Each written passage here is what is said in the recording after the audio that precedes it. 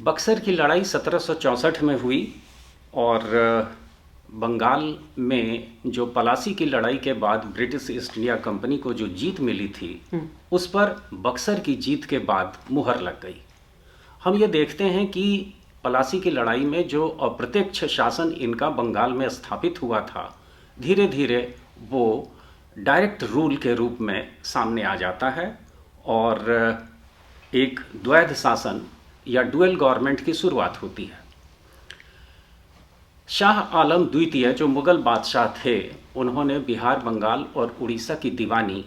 British east India company को दे दी और इसका मतलब ये था कि बिहार, बंगाल और उड़ीसा से राजस्व की वसूली का सारा जिम्मा अब ईस्ट इंडिया कंपनी के पास था। दूसरा, बंगाल के नवाब जो उस समय नज़्म-ए-दुल्ला थे, उनसे निज़ामत का अधिकार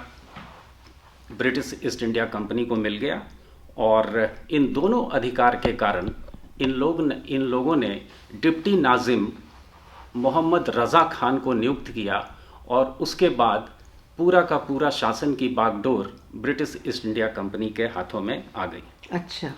इसके साथ साथ हम ये भी देखते हैं कि अवध के नवाब शुजाउद्दौला के साथ जो इनकी संधि हुई, वो संधि बाद के लॉर्ड वेलेस्ली की सहायक संधि का प्रारूप हम उसे मानते हैं, क्योंकि जितने भी कंडीशंस लगाए गए थे, जो भी शर्तें लगाई गई थीं, वो बाद में लॉर्ड वेलेस्ली ने सहायक संधि के द्वारा भारतीय रियासतों पे लगाया था। तो